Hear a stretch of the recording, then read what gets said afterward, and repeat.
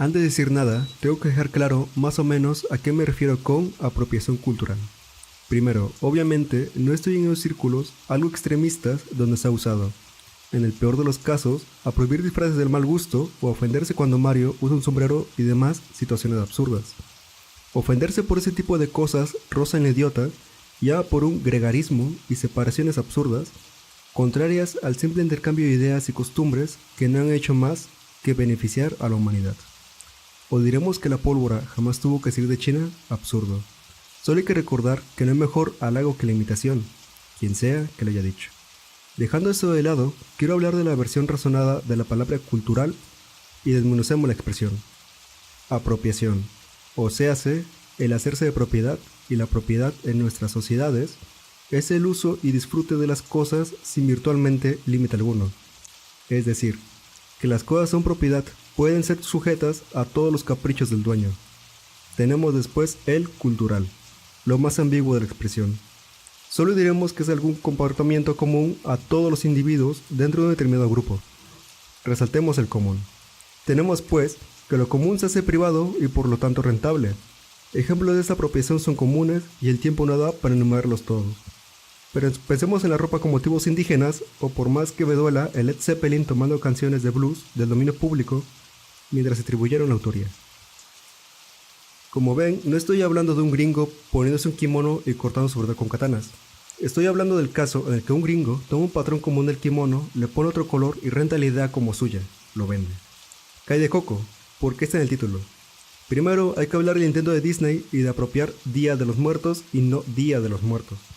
El hacer esto no es más que una apropiación cultural del más alto calibre. Y esto no es nada nuevo, es la práctica acostumbrada por Disney.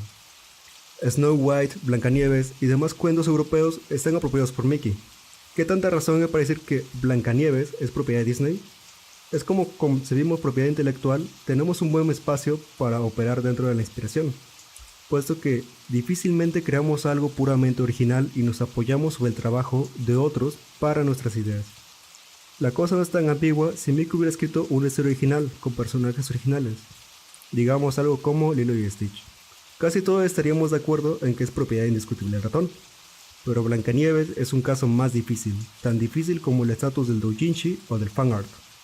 Mucho del artista intervino en la creación, pero hay un elemento obviamente externo. Lo mismo pasa con Coco.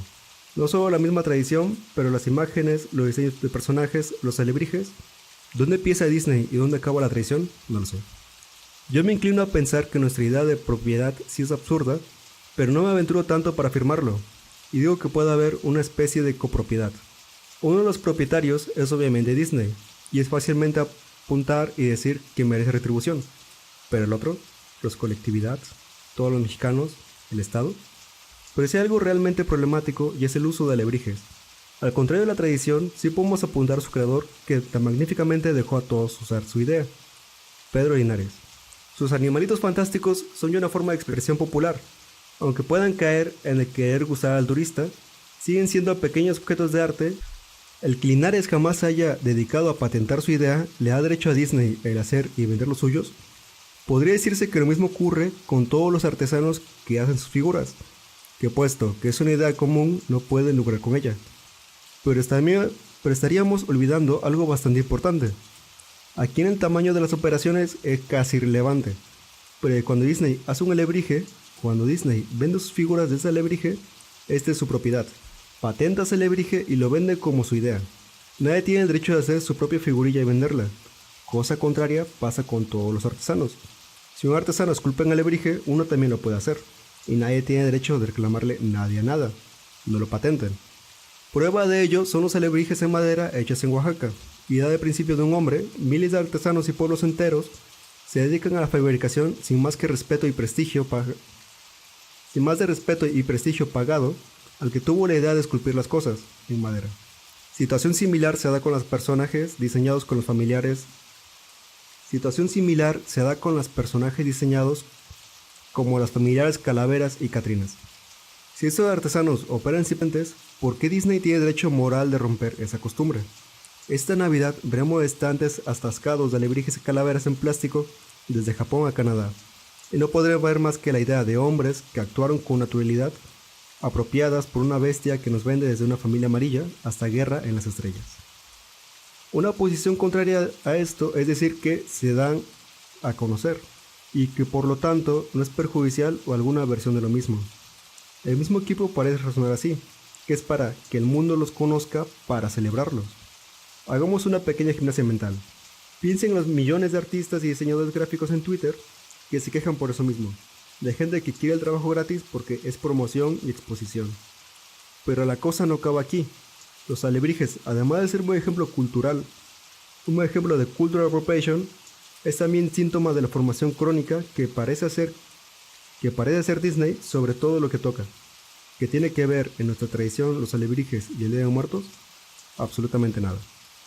Están allí con la absurda idea de promocionarlos, pero como dije, solo son un síntoma y me da una tristeza en que la prensa cante a Coco como una película auténtica que atrapa a nuestras tradiciones. El codirector, que tiene más derecho a opinar sobre ello, por tener madre mexicana, admite: en el pueblo donde creció su madre no tiene la costumbre de Día de Muertos, como decía en la película, y se nota. Mi limitada experiencia con la festividad me permite decir que, primero, no hay alebrijes, y que el elemento de religioso es tremendamente importante.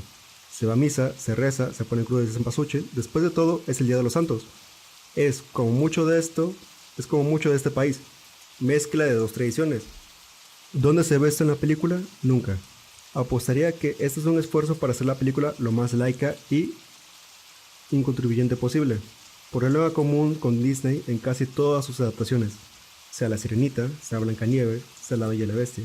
Disney va a tener a eliminar lo remotamente político por las razones que sean. Y como en el caso de Coco, las historias pierden la mitad de su esencia, ni se diga nada del absurdo que es querer generalizar las festividades del Día de Muertos del país. Coco se sitúa en un pueblo interminado del país, que se quiere uno cualquiera y da lugar a que la fiesta descienda como un artículo de Wikipedia. Especialmente chocante es ver a la abuela escribir a medias la fiesta al chico que, si nos metemos en la ficción, ya tiene que saber qué pasa todos los años, cuando su familia parece estar más feliz que en Navidad. Cae de las familias y cenan festejando sobre las tumbas, nada. A lo más vemos a gente meditar sobriamente sobre ellas. Seguramente la costumbre es todavía muy tétrica para los frágiles mentes gringas. No sabe pretender generalizar una costumbre, sí, nacional, pero que justamente por eso es tan variada en sus formas. La reducen a una incipiencia y le quitan autenticidad, pero esta incipiencia puede ser querida.